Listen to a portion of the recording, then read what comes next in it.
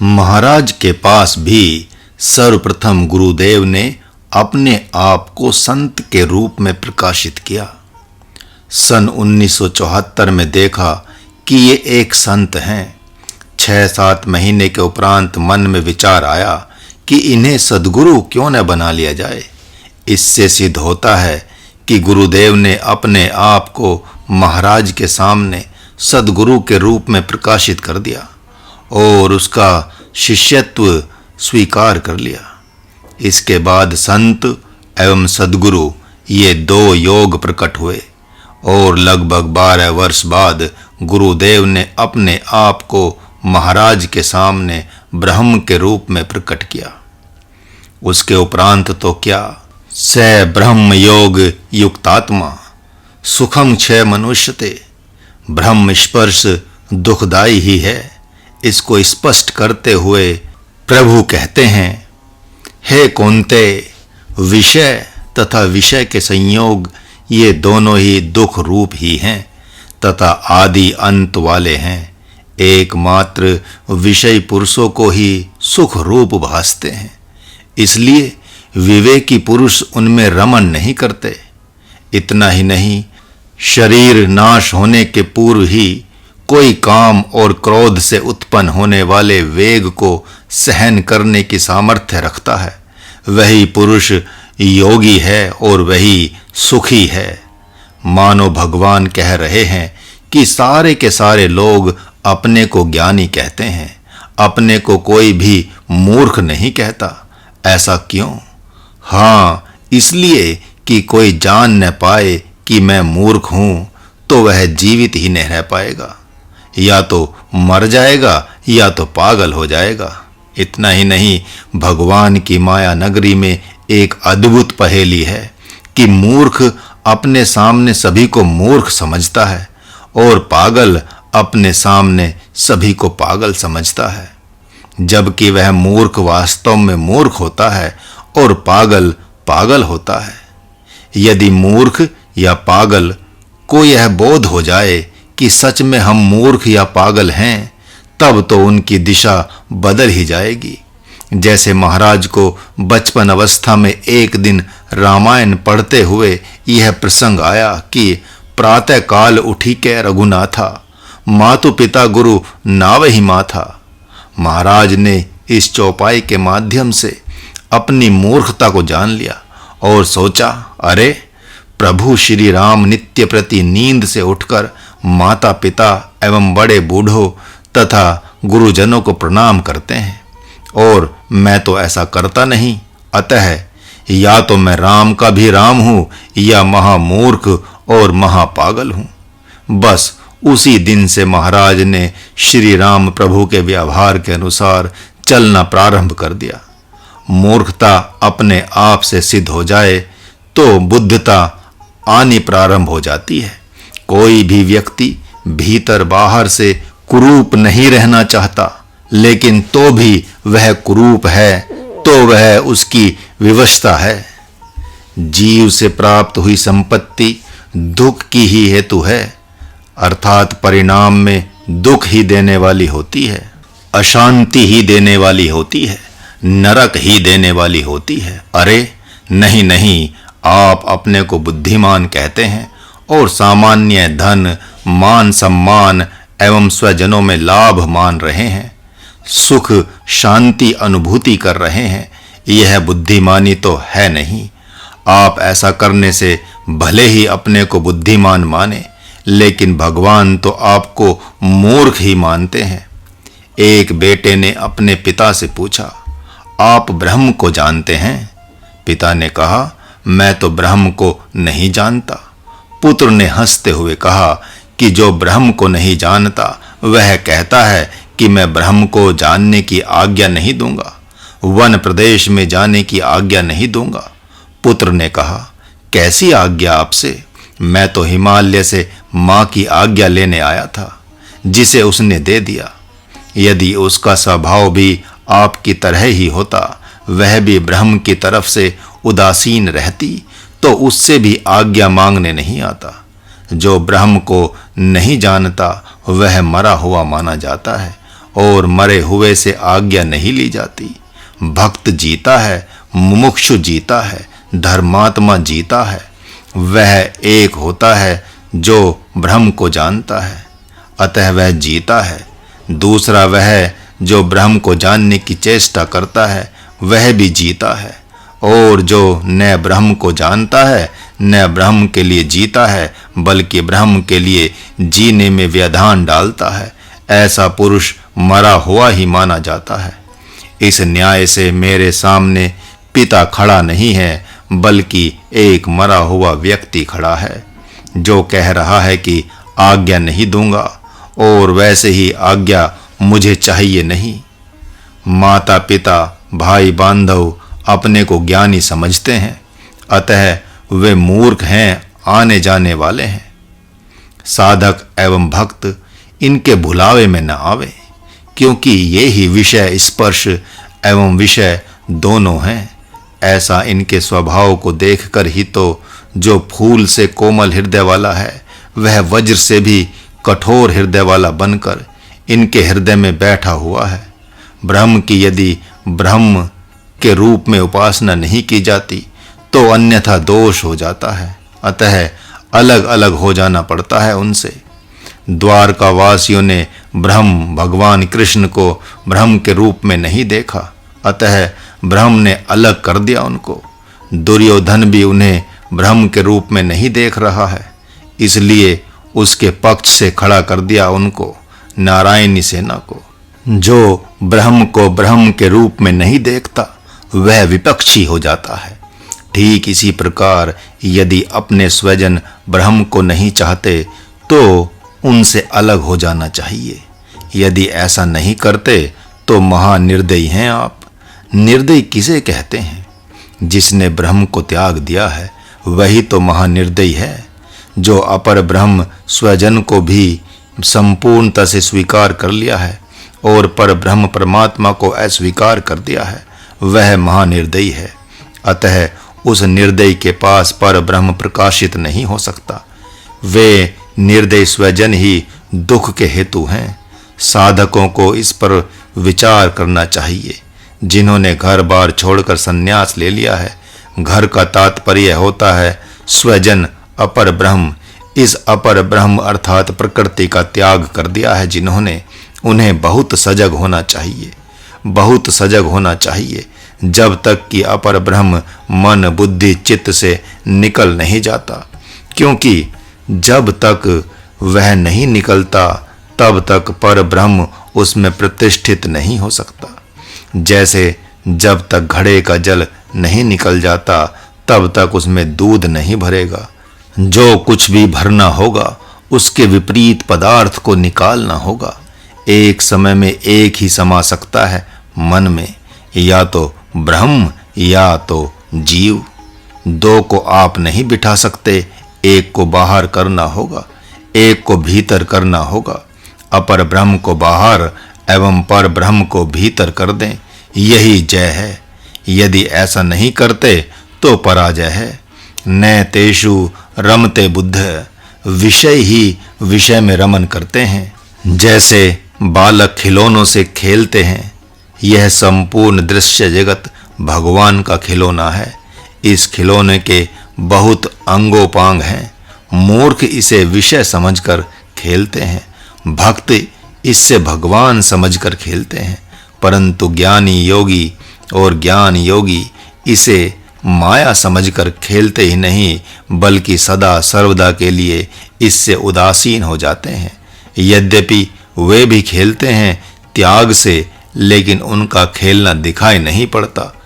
गोस्वामी जी ने उनके खेलने के ढंग को इस प्रकार प्रस्तुत किया है। रस रस सूख सरित सर पानी, ममता त्याग करहीं जिमि ज्ञानी। अर्थात जिस प्रकार सूर्य के ताप से नदियों का, सरोवरों का जल धीरे धीरे सूखता जाता है, उसी प्रकार ज्ञान योगी ममता मोह आदि दोषों का धीरे धीरे त्याग करते हैं। त्याग करने के लिए भी वे मोर्चा बनाते हैं। शम दम उपरति तितिक्षा श्रद्धा और समाधान, ये उनके मोर्चे के ही तो एक एक अंग हैं। इससे सिद्ध हो गया कि शम दम उपरति आदि ज्ञान योग के साधनों से ही वे क्रीड़ा करते हैं। यदि आप भी अपने आप को ज्ञानी समझते हैं, मूर्ख मानने को राजी नहीं हैं, तो विषय भोगों में रमन करना बंद करें, उनसे खेलना बंद करें, तभी आप अपने को बुद्धिमान कह सकते हैं। इस अध्याय में मंत्र संख्या 12 तक शम की बात की गई है, 13 से 19 तक दम की बात की गई है, 20 से 22 तक उपरति की, 23 से तितिक्षा की, 24 से 27 तक श्रद्धा की और 28 से 29 तक समाधान की बात की गई है। अतः आएं अब तितिक्षा रूप शक्ति की बात भगवान के द्वारा देखें। शक्रोति है यह सोढ़ुम, शरीर के रहते रहते जिसने काम क्रोध के वेग को सहन किया है, लोभ मोह राग द्वेष गर्मी सर्दी सुख दुख आदि द्वंद्वों के वेग को सहन किया है, इस जगत में वही सुखी है तथा वही योगी है, सन्यासी है। और जो इन विकारों के वेग में बह जाते हैं वे भोगी हैं, विषयी हैं। आप चाहें तो इन भाव विकारों के वेग को सहन कर सकते हैं, पशु पक्षी काम क्रोध आदि के वेग को सहन कर सकते हैं, देवता भी इन विकारों के वेग को सहन नहीं कर पाते। गंधर्व किन्नर नाग यक्ष राक्षस भूत प्रेत इनकी तो बात ही क्या करनी है, ये तो काम क्रोध के वेग को क्या सहन करेंगे, बल्कि ये तो सदा काम के चेरे जानी अर्थात ये तो काम के ही सेवक हैं, काम के ही भक्त हैं। अतः आप इस पर विचार करें कि यदि काम क्रोध आदि के वेग को सहन करने की योग्यता नहीं होती तो भगवान आपसे कहते ही नहीं। भगवान ने यहाँ पर एक अद्भुत दर्शन दिया है, वह यह कि प्रकृति में सतत बहाव है। लोग कहते हैं आकाश में स्थिरता है, लेकिन महाराज कह रहा है कि स्थिर तो एक भगवान ही है। हाँ, प्रकृति का गर्भ यह आकाश अन्य तत्वों की अपेक्षा स्थिर सा अवश्य है। और यह मत भूलना कि जिसमें बहाव है उसमें काम क्रोध आदि विकारों का ही बहाव है, और वह बहाव भी ऐसा कि बिना ब्रह्म संकल्प के रुक नहीं सकता। विषय के पास संकल्प होता ही नहीं, विकल्प ही उसका जीवन है। सकाम योगी के पास तंत्र का मंत्र का योग का ही संकल्प होता है, जिसका अंत विकल्प होने से वह विकल्प ही है। मुमुक्षु का संकल्प उसका सद्गुरु है, जो सदा सर्वदा के लिए स्थिर है। अतः मुमुक्षु भी सदा सर्वदा के लिए स्थिर हो जाता है। वहां जाकर उसके मन बुद्धि चित्त से आत्मचिंतन रूपी धारा प्रवाहित होने लगती है। उसी धारा को वह देखते देखते ब्रह्म रूप हो जाता है। फिर तो उसके तन मन वचन से आनंदमय एवं शांति में रूपी धारा प्रकट होने लगती है, जिसमें स्नान करने के लिए साधक एवं मुमुक्षु लालायित रहते हैं। एक अद्भुत पहेली है कि विषय पुरुष के लिए आकाश भी काम है। इसी से तो सांख्य मत के अनुसार आकाश के काम क्रोध लोभ मोह भय इन पांचों विकारों के वेग में वह बह जाता है। विषय के लिए वायु भी काम है। इसी से तो वह वायु के विकार उठना बैठना बल लगाना संकुचन करना दौड़ना आदि विकारों के वेग में दौड़ता रहता है। विषय के लिए अग्नि भी काम है, तभी तो वह अग्नि के विकार क्षुधा तृषा मैथुन आलस्य एवं तृष्णा आदि के वेगों में बह जाता है। विषय के लिए जल भी काम ही है, तभी तो वह जल के विकार पित्त कफ लार रक्त वीर्य मूत्र आदि वेगों को सहन नहीं कर पाता। विषय पुरुष के लिए पृथ्वी भी काम ही है, तभी तो वह रोम त्वचा मांस हड्डी आदि विकारों में आसक्त होकर इन्हीं के बहाव में होकर बहता रहता है। विषय के लिए ब्रह्म विद्या प्रदाता सूर्य भगवान भी काम ही है। तभी तो वह कहता है कि जब सूर्य भगवान मां कुंती के पास आकर अपने काम के वेग को न रोक सके तो मैं फिर क्यों रोकूं। विषय के लिए चंद्रमा भी काम है। तभी तो वह कहता है कि इसी चंद्रमा ने गौतम ऋषि की धर्मपत्नी अहिल्या के साथ छल करने में इंद्र का साथ दिया था। इन विषयी पुरुषों का कहना है कि सारे पदार्थ रस प्रधान ही हैं और वह रस काम में ही है जिसे भगवान ने हमारे लिए बनाया है। वे विषयी तो अपने क्या बाल बच्चों हित मित्रों के भी काम क्रोध के वेग को सहन नहीं कर पाते हैं, क्योंकि उनकी युवा अवस्था को देखकर चिंतित हो उठते हैं और कहते हैं कि अब जल्दी से जल्दी इनका विवाह कर दें, अन्यथा ये कहीं उत्पात न मचा दे। उन स्वजनों के वैरी को देखकर वे आग बबूला हो उठते हैं और कहते हैं इस वैरी को समाप्त ही कर दिया जाए तो अच्छा है। आज तक के इतिहास में काम क्रोध लोभ के वेग को सहन न कर पाने के कारण ही सारे उत्पात हुए हैं। घर परिवार में भी जब जहां जिस अवसर पर विषमता देखी गई है उसका एकमात्र कारण काम क्रोध लोभ आदि के वेग को सहन न कर पाना ही है। आप नहीं देखते कि कोई पुरुष अपना पूरा जीवन ही बाल बच्चों के काम क्रोध की व्यवस्था में ही झोंक बैठा है। आश्चर्य तो तब होता है जब पिता के काम का वेग शिथिल हो जाता है और वह बाल बच्चों के काम के वेग को देखकर अति संतुष्ट एवं पुष्ट होता रहता है। विदेश से आए हुए बेटे को देखकर हाय हाय मेरे बेटे, हाय मेरे लाल, बहुत दिनों के बाद तूने सुध बुध ली, ऐसा कहते हुए काम अपने अंक अर्थात गोद में पकड़ लेता है।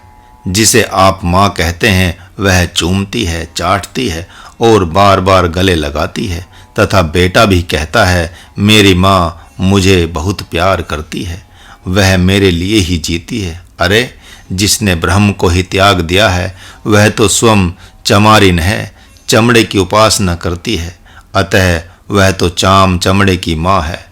आपने उसे अपनी माँ कैसे मान लिया? उसी प्रकार जो चाम की उपासना करता है वह चमार कहा जाता है, पिता नहीं। यही बात जितने भी हित नातेदार हैं उनके लिए भी लागू होती है। अतः महाराज की तरह आप भी इस पद को मस्ती से राग जय जयवंती में गाते हुए झूठे भ्रम को दूर कर लें। मन करत चाकरी श्याम की, जग करत चाकरी चाम की, गावत सुनत करत सुमिरन, बीते दिन हरि नाम की, जग सुमिरे घर बार हित मत, आवे नहीं कोई काम की, मन करत चाकरी श्याम की, जग करत चाकरी चाम की, काम क्रोध लोभ जग सुमीरे, मोरा मन रूप निधान की, जग सुमीरे सुख मान बढ़ाई और जपे अभिमान की, मन करत चाकरी श्याम की, जग करत चाकरी चाम की, स्वर्ग निमित्त जगदेव आराधे, नरक विनाशन के हित साधे, स्वर्ग नरक अपवर्ग मोरा मन, जानत नहीं कोई काम की, मन करत चाकरी श्याम की, जग करत चाकरी चाम की, शीत उष्ण सुख दुख सम जानत, मोरा मन मान अमान की, महाराज मन निस दिन विहरत, निज स्वरूप सुख धाम की, मन करत चाकरी श्याम की, जग करत चाकरी चाम की। इन आक्रमणकारी डकैतों के द्वारा प्रकट होते हुए काम क्रोध लोभ रूपी आघात को निश्चित रूप से आप सहन कर सकते हैं। तभी तो सम ब्रह्म में स्थित होकर आप अपने को बचा सकते हैं। यदि काम क्रोध आदि से प्रभावित हों, आप कामी क्रोधी लोभी बन जाते हैं तो न तो उनका वेग शांत होता है और न आप शांत होते हैं। हाँ, किसी संकल्पवान से यह बात नहीं कही जाती कि वह काम और क्रोध के वेग को सहन करे। वह तो आक्रमणकारी काम को वैसे ही भस्म कर देता है जैसे कि भगवान शंकर वह तो आक्रमणकारी क्रोध रूप रावण का वैसे ही दमन कर देता है जैसे प्रभु श्री राम। उसके पूर्व साधनावस्था में काम, क्रोध आदि वेगों को सहन करने से अकामता, अक्रोधता प्रकट होती है तथा उसी अकामी अक्रोधी पुरुष के पास ब्रह्म का संकल्प प्रकट होता है, जिससे वह अपने भीतर एवं बाहर के काम, क्रोध आदि शत्रुओं को सदा सर्वदा के लिए भस्म कर देता है। अतः काम, क्रोध आदि वेगों को आज से ही सहन करना प्रारंभ करें। पता नहीं कल शरीर रहेगा कि नहीं रहेगा। जो जैसा है उसको वैसा ही देख लें, अन्यथा पता नहीं कल देखने की शक्ति रहेगी कि नहीं रहेगी। आप भीतर और बाहर व्याप्त काम, क्रोध आदि डकैतों को चाहे तो त्याग सकते हैं, और त्यागने पर वे उत्पात मचाएंगे तो आप उनके उत्पात को भी सहन कर सकते हैं। ऐसा न समझ लेना कि वे उत्पाती कहीं उत्पात ही न मचाते रह जाएं और हम सहन ही करते रह जाएं। महात्मा प्रहलाद ने सहन किया उत्पात को तो भगवान से कहाँ देखा गया। उन्होंने आकर हिरण्यकश्यपु के उत्पात का सदा सर्वदा के लिए दमन ही कर दिया। क्यों रो रहे हो इस हिम प्रदेश में? यहाँ तो सम शांतता बरस रही है। महाराज ने सन 1982 में गंगोत्री में एक साधक को करुण क्रंदन करता देख पूछा। उसने कहा, आप ध्यान से क्यों उठ खड़े हुए? मुझे तो मेरी माँ याद आ रही है, लगता है वह रो रही है। जब वह रोना बंद कर देगी तब मैं भी रोना बंद कर दूंगा। आप तो ध्यान में बैठे हैं। काम की मार इतनी विकट होती है कि हिम प्रदेश में गए हुए साधक भी विकल हो जाते हैं। धर्म पत्नी का काम वहाँ मारता है, माँ का मोह वहाँ मारता है, धन का लोभ वहाँ मारता है, वैरी का वैर वहाँ मारता है। जो उस वेग को सहन कर लेता है वही तो योगी है तथा वही परम सुखी है। गुरुजी 3-4 दिन से रोज पिताजी पिटाई कर रहे हैं। बहुत वर्ष पूर्व हिमालय में साथ रहने वाला एक साधक सुबह जगने पर ऐसा कहता था।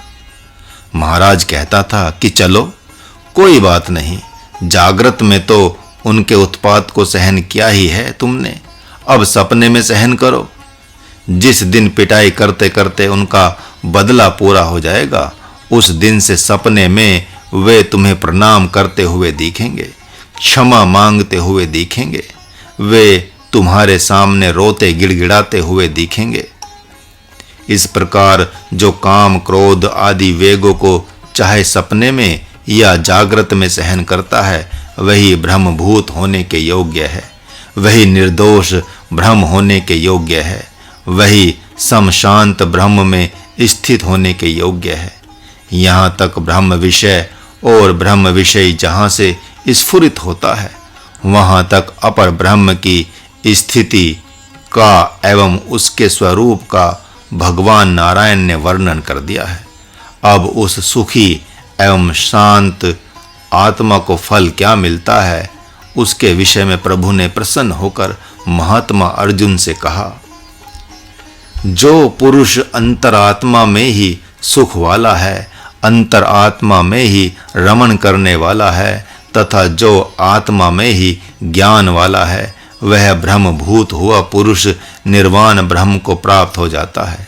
अर्थात जो अंतरात्मा की कामना वाला है, अंतरात्मा से ही जो सुख चाहता है तथा उसी से जिसे शांति एवं सुख मिल रहा है, वह ब्रह्म रूप हुआ शीघ्र ही निर्वाण ब्रह्म को प्राप्त कर जाता है।